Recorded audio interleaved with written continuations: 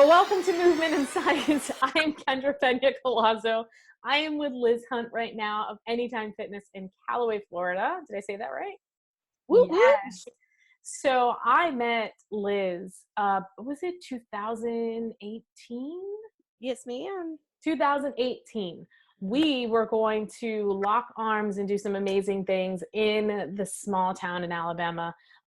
That fortunately didn't work out because she's now on to bigger and better things. So I am super excited. She is here with us. She's taking time out to talk to us today. So thank you so much for being here. I know you could be like just chilling, doing some other things, getting prepared to change the world tomorrow, but you're here talking to me. So I appreciate that. Really, all I really had to negotiate was which pajamas am I going to slip into, my daytime jammy jams, my nighttime jammy jams, Awesome. It's all about comfort right now. However you get through the day, man. So tell me a little bit about what's going on for you in terms of just business. Well, I guess I can basically say I'm in the same boat as any small business.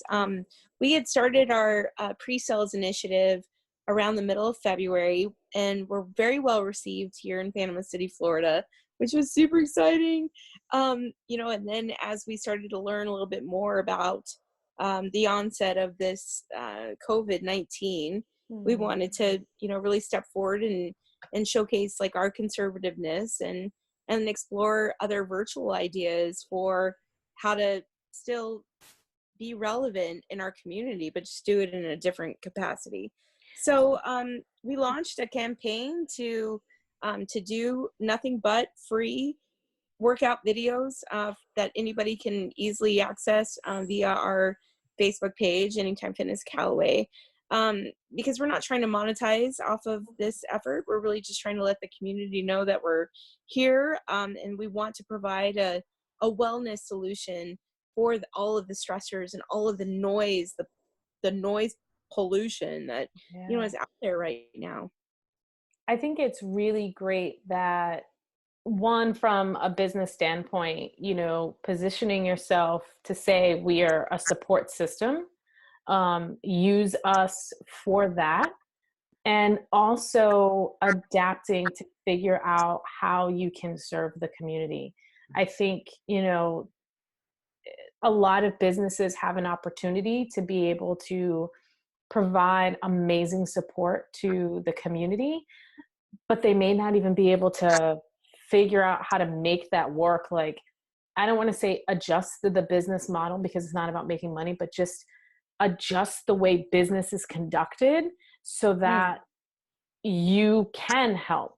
And however it is you can, you got to be creative. Maybe you can't, if you're a restaurant, make food to provide for people, but maybe you're giving classes online or something to give value to the community, because we need that connection, especially in our industry, in this movement industry. You need that connection. You need to get your body active and feel like you're actually doing something. Well, if we don't do that, then what's going to happen, right? A couple things. So, some people that might have had jobs in the restaurant industry, where they were on their feet 10 to 12 hours a day, and they were constantly moving. Now they might be at home and be placed in, kind of a sedentary lull. We love to use this term of oh my God, we're going to use this weekend to binge watch, X, Y, and Z. Well, guess what happens? When you sit your butt on your couch to do that binge watching, that's what does that look like? Is that 4 to 8 hours potentially of you just sitting somewhere, maybe even in the same position? So what does that really do for you? From, a muscular standpoint, right? So, that's why you became a licensed massage therapist and a myofascial release certified trainer, it's because you understand the significance of, that sedentary behavior and how, oh my gosh, we have these aches and pains, but oh my gosh, now we have these aches and pains. So then what do? We're man, we probably need to take some sort of NSAID, right? So we're going to go put Tylenol. we're going to go pop some Advil, when really all we needed to do was just get our butt up off the couch and go stretch, right? Yeah. Get a witness. It's really amazing, because I think a lot of the times when people have these aches and pains, it could be as simple as just getting your body moving. But we're not educated that way. We're educated to, well, this hurts, so let me either get a pill. If the pill doesn't work, let me get a shot. If the shot doesn't work, well, then it's time for surgery. And I've seen some of my own clients where we've had amazing results in one session, that the client may no longer need medications to navigate around their pain. So that's something that's really interesting, is it's that sense of empowerment, right? When you get the information, when you know how to move. And that's why what it is that you do is so amazing, because you are empowering people. You're empowering people to take care of their own bodies and learn how to do that. Well, I mean, we really have to be a little bit more aggressive in our industries, in really foot stomping preventative care. We need to stop being so responsive into care, and learn and educate ourselves on that preventative measure. And I'll tell you, the American College of Sports Medicine has been the biggest advocate for that type of movement. Mm-hmm. They actually started a campaign a couple years ago, so it's still in its infancy, but it's predicated on people in the fitness industry, professionals like you and I, to go out into our communities and help broadcast this campaign. So what it looks like is, it's called Exercise is Medicine. Mm-hmm. So essentially what's happening is ACSM produces literature for a family care practitioner, whoever. We can take this on to military bases. We can take it to any primary care physician, and show them the literature. And basically the literature is really enabling them with the CPT billing codes that they would need, so that instead of prescribing opioids or whatever type of alternative they were going to take, they're now going to be prescribing exercise. And the benefit to the fitness industry is, whoever that gym owner is, it would behoove them to get their any of their coaches, their certified personal trainers. Let me foot stomp that one, certified personal trainers. Absolutely. Because it is a pretty significant vetting process through ACSM to get their trainers certified as exercises medicine coaches. And that certification costs like $25. I mean, come on. Right. I know you're looking at me crazy, right? I know. Yeah, because I remember you were saying this to me before, and I was just like, it's another certification. I can't invest, like, especially with ACSM. Like, you say ACSM, and I'm thinking, yeah, it's the creme de la creme. I'm thinking at least $700 for another training, which is fine, because I'm a nerd, and you see, I love to learn, but there's things that I'm like, this is the path that I want to take. So for that, holy mother of pearl. And I know that that's going to be incredibly worth it for the information that you're going to get. So I mean, ACSM is acknowledging the fact that these trainers have invested in themselves to either become certified personal trainers, which is imperative, right? From so many legal standpoints and a credibility standpoint, for a gym owner, as or, if you decided to take the route to become a certified exercise physiologist. ACSM has produced 3 different levels of care. So there's like an entry level of care. And of course, like, the certification cost is the same. The only thing that matters between, like, if you're exercises medicine EIM level 1 or level 3 is just what your type of credentialing looks like. Does that make sense? Yeah. So the cost is the same, though. Yeah. So I think And correct me if I'm wrong, if it's like the first level, then you probably didn't have a BA in kinesiology and movement. Level 2 would be if you did. Level 3 is probably you have the education and maybe like. So level 1, like the lowest level, or, the entry level is, like you have your bachelor's degree in some semblance of exercise science, kinesiology, physiology, along with having a certification in personal training. So that's your entry level into that. And what that does, we'll just focus on that. So like the other levels are great, but that means that you're just moving into a more intensive type of care for that doctor and his patient. So, really immersing yourself into that care team. So we can talk a little bit about like cardiac rehab, if you prefer, but for, like a baseline kind of deal, what we're talking about right now is if that particular trainer was to get EIM certified, that entry level certification, and you've done your due diligence, and you went out into your community, talked to your primary care physicians and said, look, stop prescribing all of this freaking nuance of blood pressure medicine, cholesterol meds. Like what if we just prescribed exercise? Like, yeah.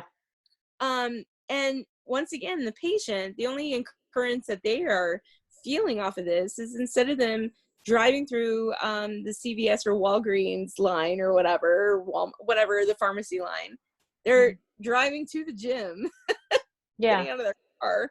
And now they are getting a safe and prescribed workout by a certified trainer that knows exactly what kind of statistics they're going to have to provide back to the doctor in a HIPAA compliant, safe environment.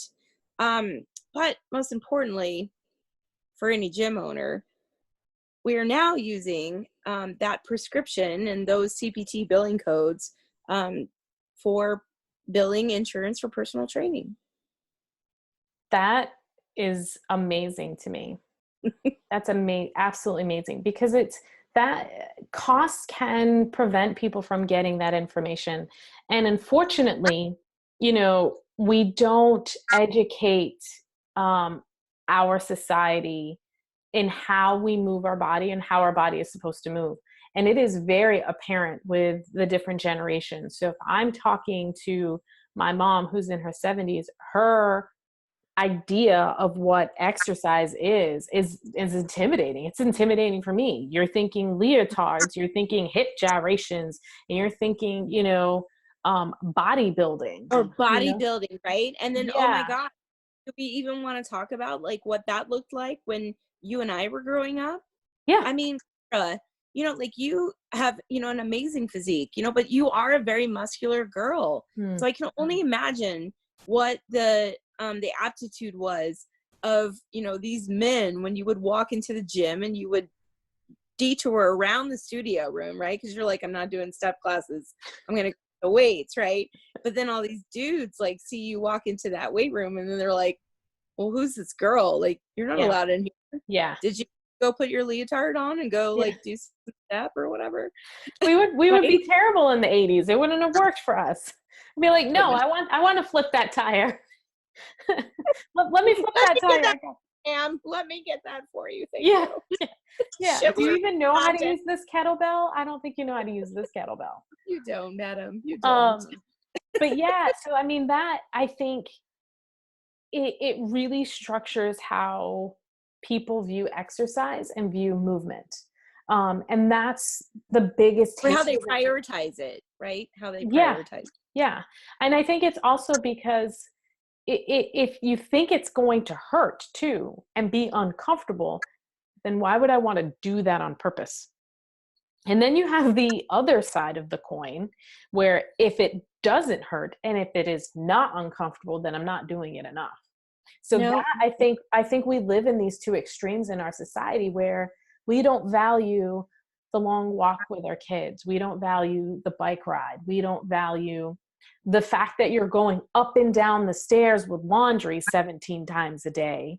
You know what I mean? So we're just getting away from just any type of movement, because we go from one couch to the car or the bed to the car to the couch, right? And that's it. And you're just moving from one place to the next Yeah, without, but guess what you just said? Like, you just highlighted the reason why pretty much everybody in the world has hip, lower back, yeah, and like in upper body pain, yeah, right? Because we just sit, we just sit and we rot. yeah, yeah. And On the I've car. seen, so one of the biggest things that I've seen with lots of clients is 90% of the time, everybody has what's called an anterior pelvic tilt.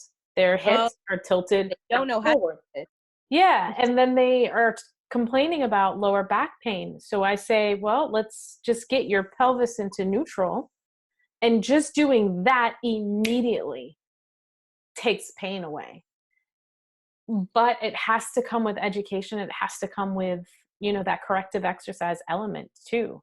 So Right. that, So about that for a minute, because like if you look in sort of like the biology, the history of fitness, it was something that was really only allowed or pursued by the wealthy, mm, and it has only really been in the past 5 years. Okay, so just think about that. 5 years, that's nothing, especially like you have a child that is older than 5 years, yeah. right?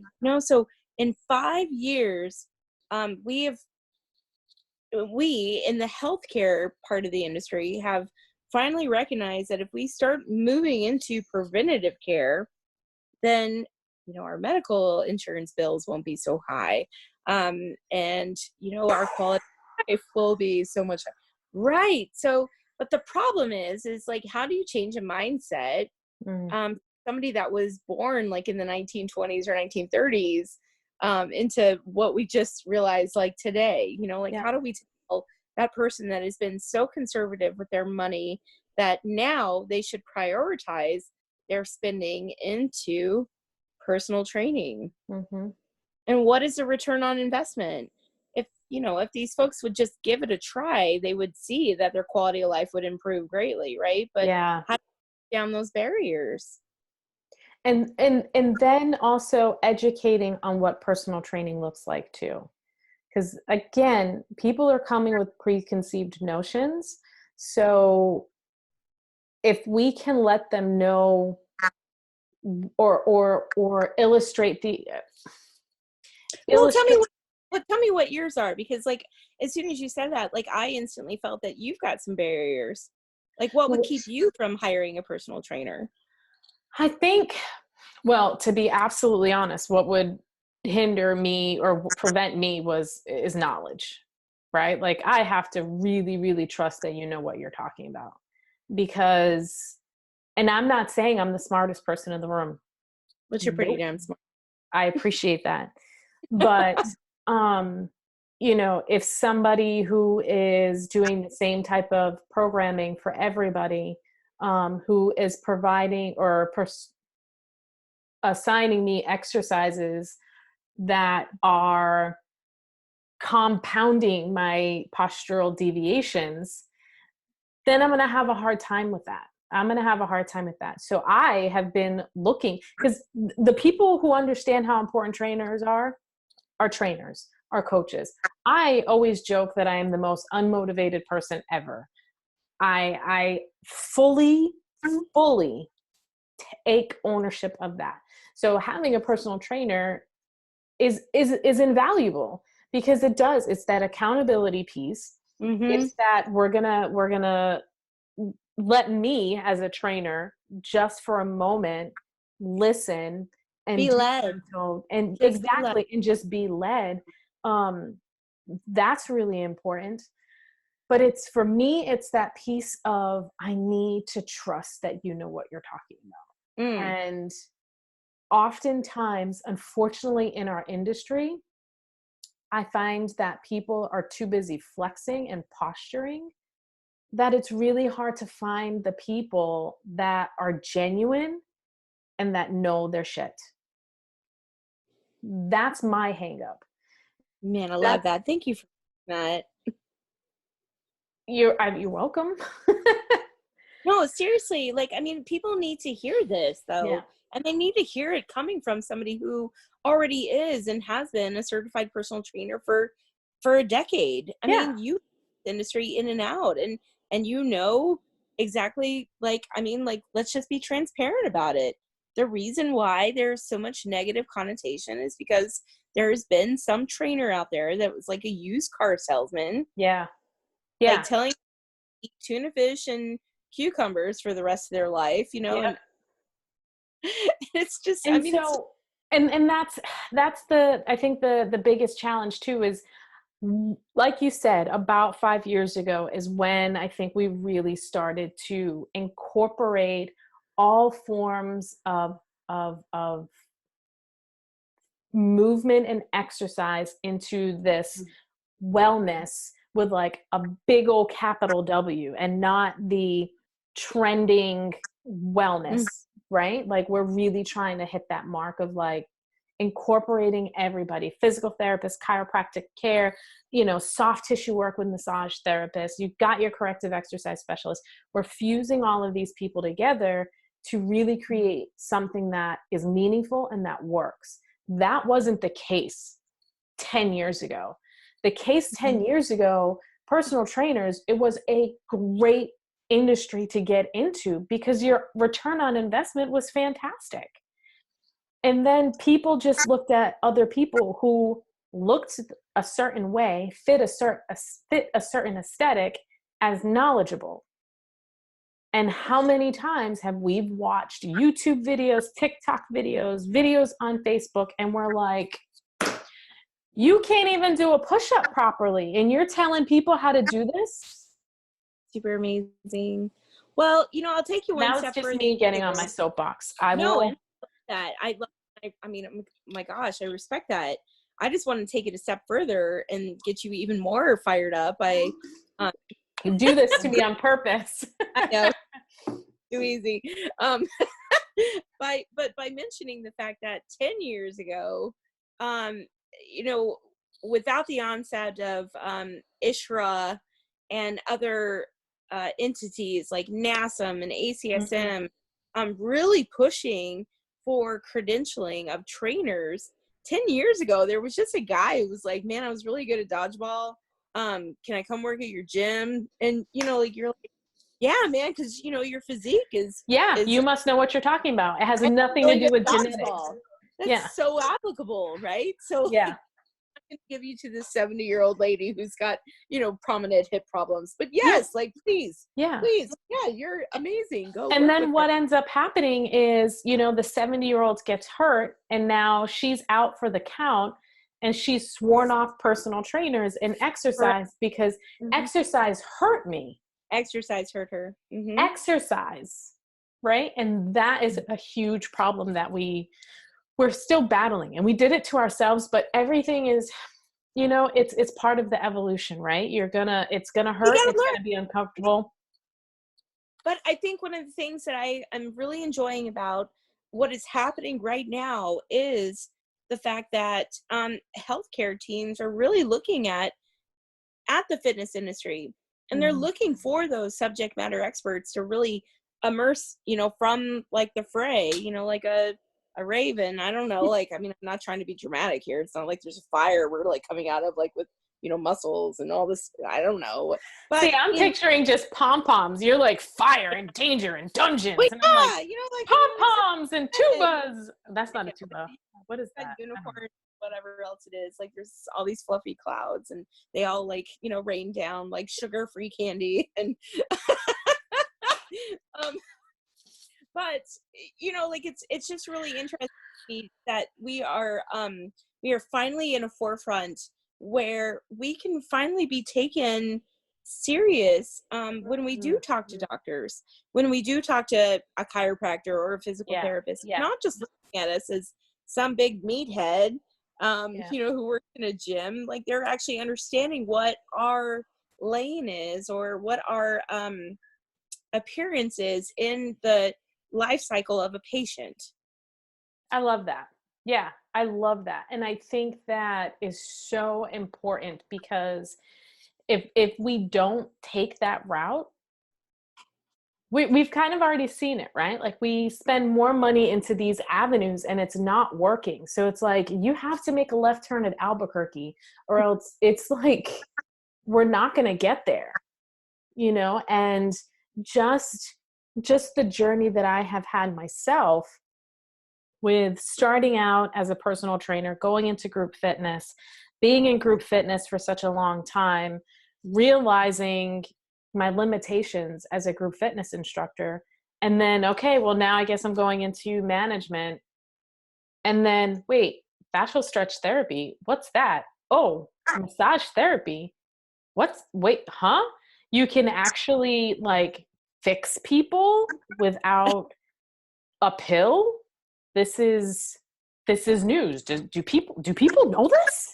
You And know, why and don't I think, right? Yeah, and you're like, why don't they? Is it yeah, a good? and just Why don't they? in changing people's perspective too of, you know, again, going back to that, you don't have to go that route. You can take these other methods that if you're concerned about it, still backed by science.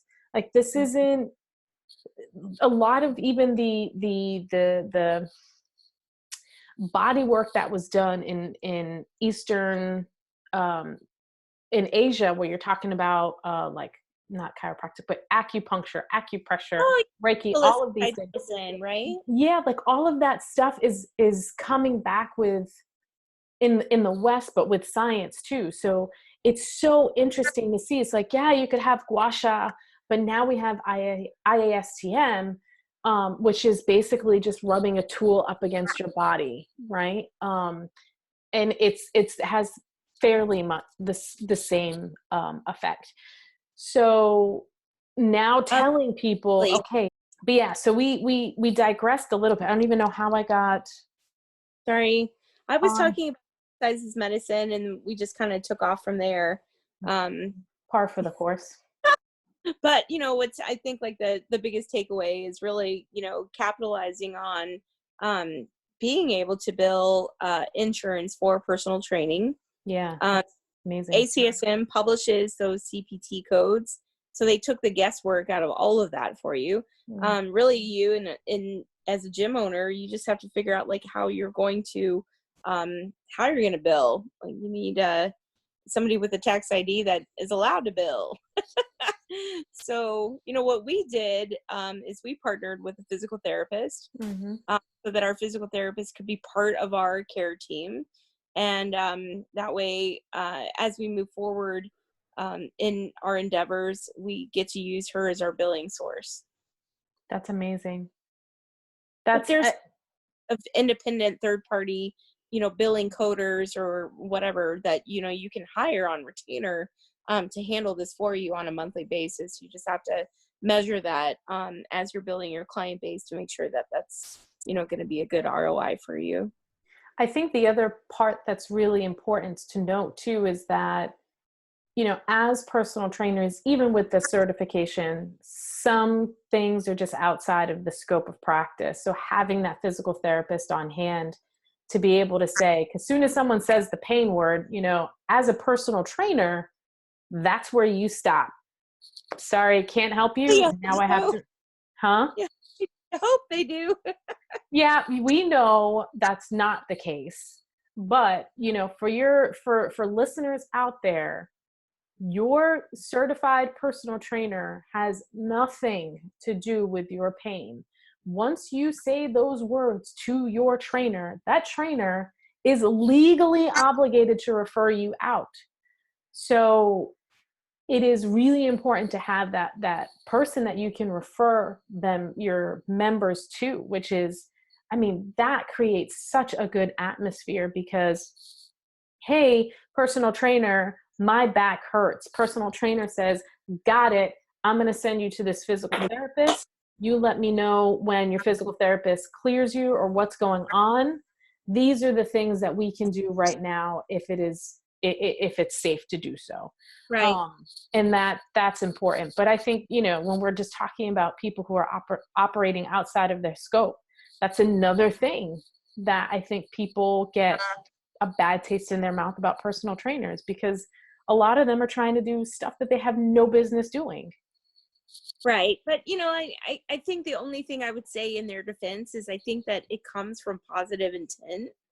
I think that, everybody that comes in this industry really, truly, for the most part, Yeah. does it because like they care. They are empathetic people and they want to provide a service, like a cradle to grave service. And I think that sometimes they might step outside the scope of what they should, because maybe they think that they're knowledgeable enough to do the same thing that a physical therapist is doing, which is sad because that means that they had a bad experience with a physical therapist before, right? But I agree with you 100%. We should. I didn't hear that last thing that you just said. I said we should respect each other's lanes. Yeah, like me, absolutely. Exercise physiologist, but I would never ever profess that I could be a physical therapist because I'm not. Yeah. I think we're in that place now where a lot of people are really trying to do the best that they can for their members, for their clients. But again, talking about 10, 15 years ago, when this stuff started to really pop off, that's what I'm really getting at is that was that murky place where things were happening, where people just started to get that bad taste in their mouth. So now, credibility, right? Yeah. So now we really have to work hard. Right. And so like here we are, like we're, progressing finally into the frontierhood of being immersed in a healthcare team. And that is so exciting. Yeah. And to the frontierhood of being immersed in a healthcare team. And that is so exciting. Yeah. And listen, I'm going to tell you right now, I get it. Obesity has been labeled as a disease. It is no longer looked at as a chronic disorder, chronic issue. It's looked at as a disease. I've got a couple different trains of thoughts on that, but the one that I'll choose to focus on is in the spirit and intent of a really cool nonprofit organization that we've partnered up with for our facility, which is called Plus Size Certified, which is the whole spirit and intent is to enable fitness centers to be more approachable and be more educated when they are speaking to the obese population. Okay. And, the only thing that you have to do to have your fitness center plus size certifiid is to have a couple chairs that can withhold, a certain amount of weight. The majority of your gym equipment, is going to be able to withhold, a certain type of weight. But the problem is getting over that stereotype or that barrier that your trainers, look perfect and that everyone is supposed to look perfect. And we're all still confused on what perfection really looks like and means, right? Yeah. Like nobody. That's the crazier part about that is look at how this has been such a topic in our society, right? Be healthy. You're going to do these things. You're going to do these 10 tips. You're going to drink this drink. You're going to eat this. You're going to, wear this. You're going to go to the gym and we're getting bombarded with all of this information. And yet the problem is still getting worse. Yeah. Like the smarter we get on how to be healthier, like the dumber we are about actually implementing, right? I mean, let's just be honest. We are so much more educated than we were, like back in the day. I mean, we're living longer, and thankfully, like doctors are learning like how to keep us alive a lot longer. But one of the things that is going to continue to slow us down is obesity. Obesity is the number one leader of cardiovascular disease, type 2 diabetes. I mean, like we could just go on and on and on with that. And I don't want to make this whole conversation, hijack the conversation to be about that. But if we know that one of the things that is in our span of control is our diet, our exercise elements, like whatever else that is, whatever wellness looks like for you, then why don't we take it more serious? It's so relevant today because as we all sit at home sequestered, we have just read a really enlightening article that I can share with you if you want to post later on or whatever. But Fox News populated this really interesting outlook from some epidemiologists in France who just did some, forthright forward thinking and realized that the reason why America is going to have a slower recovery rate from this current pandemic is because of our levels of obesity. And listen, I'm going to tell you right now, I get it. Obesity has been labeled as a disease. It is no longer looked at as a chronic disorder, chronic issue. It's looked at as a disease. We mentioned that in when we started talking about this, like when I've lived in Europe, we lived in Germany for 3 years, and it's like more difficult to be lazy because like your villages are a little bit smaller depending on if you live in a village or a city, but There's if no you're in a city, stores, right? What'd you say? There's no convenience stores in most areas in Germany. Yeah, so it's like, okay, well, I can either get in my car to drive a mile and then try to find parking, which I'm not going to find, or I can just get on my bike, or we're just going to walk. And if it's sunny until like 10:30 at night, it's really easy to get the family. You're going to go out, you're going to, enjoy the countryside and come back and make it a part of the culture. It's a part of your family. When we lived in Alabama, the neighborhood that we lived in was great because we had sidewalks. As soon as you left our neighborhood, you'd be hard pressed to find a sidewalk. Yep. So, and then you have the temperature, right? So if you don't get out before 7:00 in the morning and be done by 7:02, you're not running in the summer. You're not getting out in the summer. So these are the things that we have to kind of battle in the States, because we just don't make it a part of the culture. The only way we get movement is at the gym, which is silly, right? Working out is something that you have to do, and like you get kudos and like high fives if you do it. Certain parts of the country are I think do better about that than others. I think obviously the West Coast, they do a fantastic job because you're going out hiking. The weather allows you to do that. You're going out biking. Your friends are outdoorsy. So it's fantastic. On the Northeast, in the South,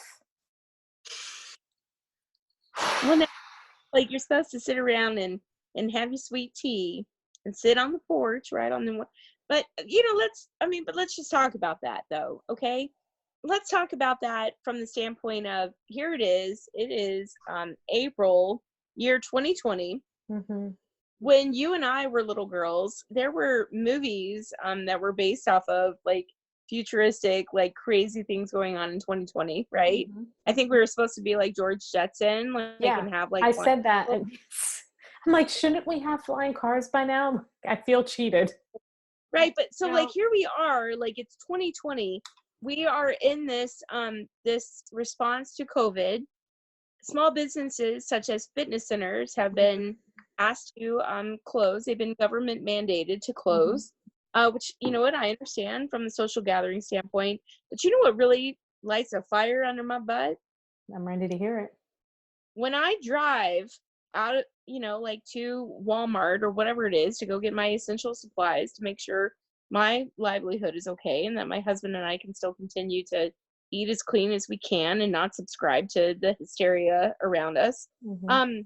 Every fast food restaurant had cars circled around them. I mean, so you mean to tell me that our impression upon dealing with this COVID response is, yes, we need to practice all these like safe social gathering or social segregation, like whatever. I'd rather call it physical segregation, not social, because we can still be social, right? As you and I are doing tonight. take it a step further, in my community, they're advertising every day about how their first responders will get free meals. Yep. McDonald's and Taco Bell are giving them up to 2 free meals a day. So why wouldn't they go, right? Yeah. So where are we going to be? And that's the tough thing, because on the one hand, it's like, oh, that's awesome, you're giving back, that's fantastic. And on the other hand, it's like, oof. So we just have to, I guess, do better at our outreach, I think, is like what Corey's like ultimate premise is, you know, especially into the senior active living centers, you know, like where a lot of seniors will congregate to, you know, do like-minded activities. But a lot of times, like, that's where they'll bring in an instructor to do some fitness element, which unfortunately usually leads to like some dancing things. Like they do a lot of line dancing and listen, I get it. If it makes you happy and it gets you up and moving, Mm-hmm. do it Yeah. all day long. But you know, if you really wanted to dial in on like how to better, you know, handle your gardening, you know, if you've got some back issues or just to be able to pick up a pin and trust your balance and stuff, then you've got to incorporate functional fitness into your but somebody has to be out there leading that campaign once again. So is it okay? Because I think we're gonna go back to that point where there's so much information out there. You can find information anywhere. Yeah. Is it a matter of outreach, or is it a matter of messaging and the way in which we are branding, or the way in which we are providing information? Well, let's talk about that though. All right. Because there's a lot of MLMs that have profited off of that. Mm-hmm. So, you know, like you've got like these Shakeology people and Herbalife and some other, and I mentioned those two specifically because I'm going to tell you right now, I'll never subscribe to them. You're never going to be able to convince me that your product is anything but inferior. And I have absolutely zero issues saying that out loud. And the fact that there's like certain smoothie stores or whatever that are opening under the premise of delivering that type of inferior product, like it's crazy to me. But I mean, like, I'm not even going to go on a tangent about that. But I think that is what the problem is that there is people in this space that have figured out how to dial in on these inadequacies and the desperation that some people have. You know, like my wedding is 3 weeks away. I need to lose 50 pounds. You know, and then these certain companies that say, oh yeah, we can totally do that for you. You know, like you just need to drink or take like this, and this, right? So that's what the problem is from a marketing standpoint. Those are the people that are out there advocating for you to do their product so that you can get that quick, fast response like you would get when you go to a fast food restaurant, right? But the problem is why isn't like this coming down from the FDA? Why isn't this coming down from the World Health Organization? Why aren't we on a more aggressive campaign? Why is it just ACSM that is leading this charge into altering doctors' minds into prescribing exercise? Like, why is that a unique concept? There's a lot of whys. I know I just said like a lot of whys. And I have no answers for you. I think these are obviously really good questions to ask, because I'm in the same places as you, is trying to figure out, you know, with all the information that we have, with all the resources that we have, and our problem is still getting worse. And that's the part that is astonishing to me, you know. And with Corey's point of, you know, just specifically with this region, with the South, that it's just now starting to shift in that, it was, you know, a farming culture. Now we're becoming more industrialized. And, you know, before, when Farmer Joe was working in the field by hand for 12 hours a day, Farmer Joe could sit on the porch on the weekends and sip tea and not do jack. And it was completely fine. You can't do that now. Right. So, and I think that people understand people get it. Actually, I don't even know. I'm not, I but just they got get, some, I'm and that gonna, was the thing.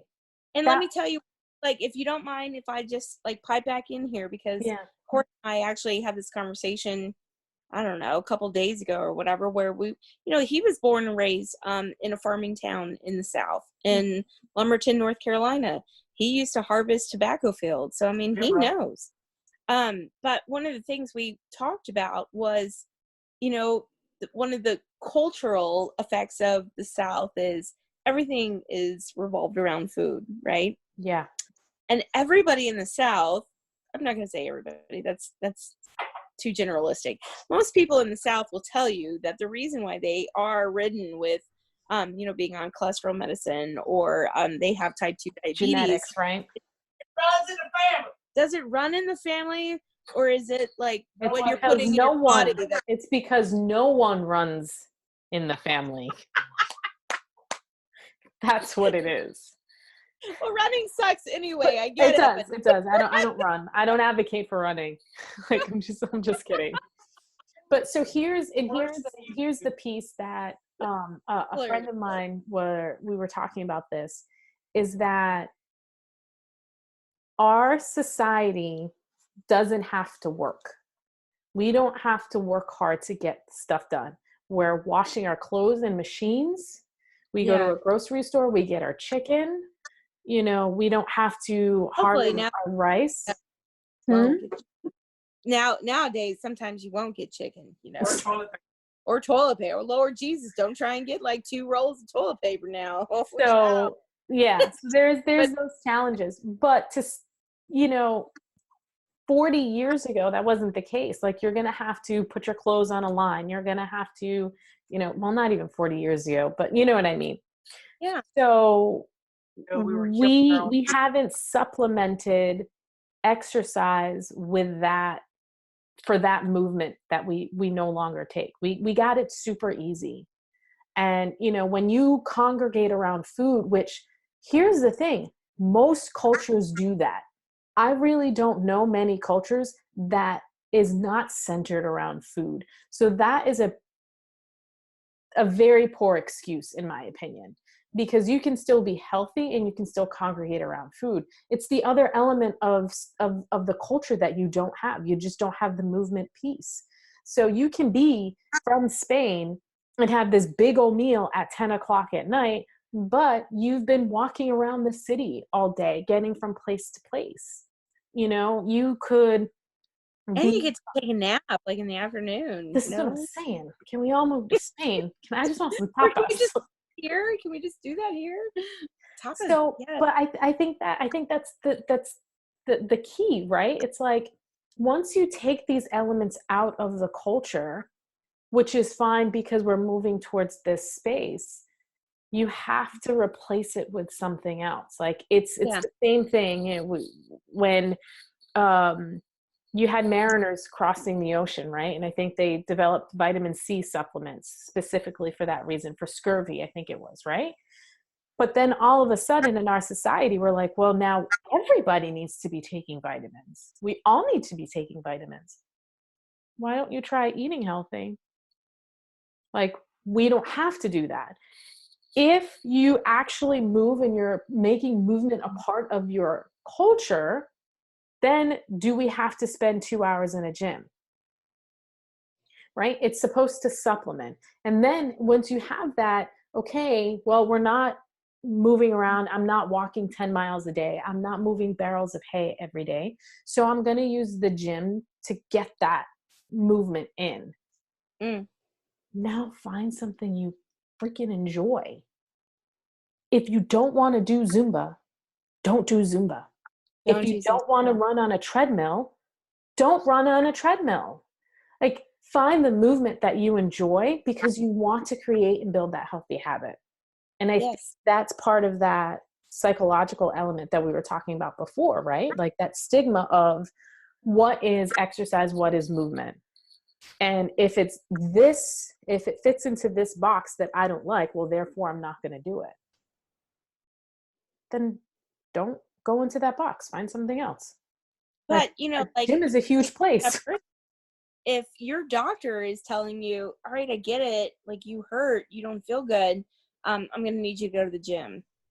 Can you just imagine if you went to the doctor and you said, you know what, man, my hip has really been bothering me. My shoulders have been whatever. Like, can you just give me a script for something? And the doctor's like, yeah, I'm going to give you a script for something.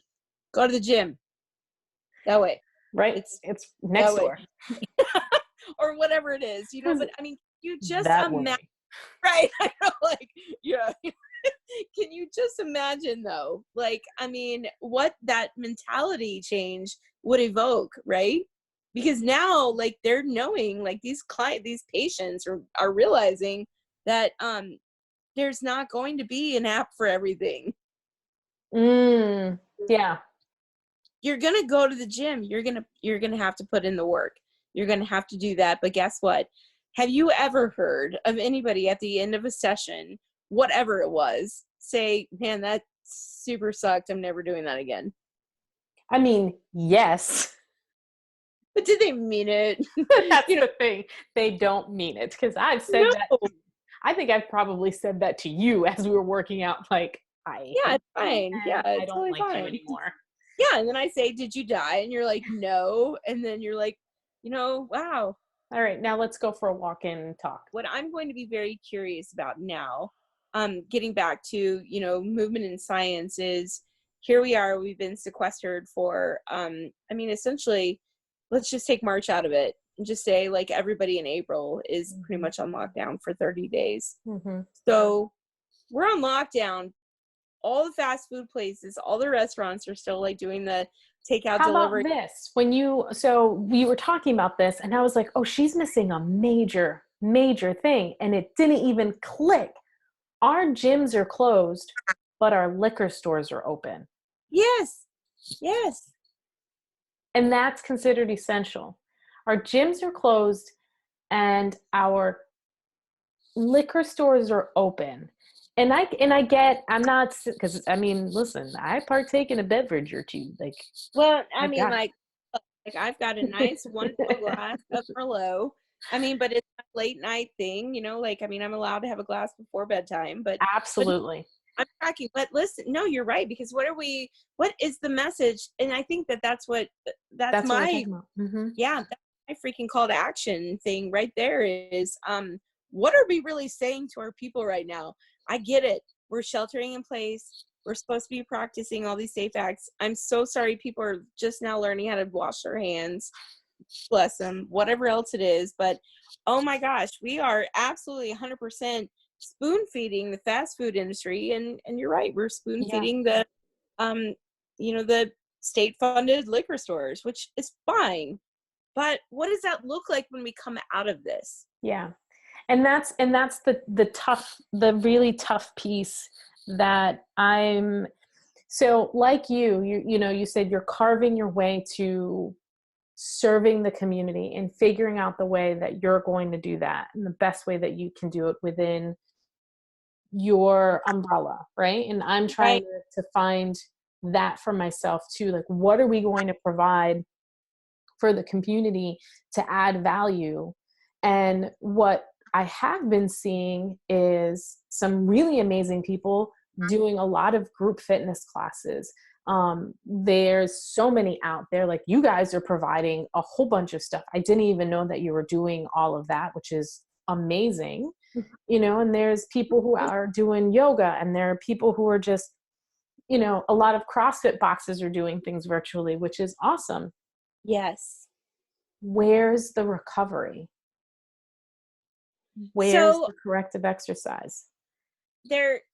And you know, like, that's one of the things that I'm so glad that you mentioned that, because that's one of the things that we truly wanted to delve into, is to not make the focus so much more on continuing the regime that you have been doing, but to utilize this time to focus on mobility.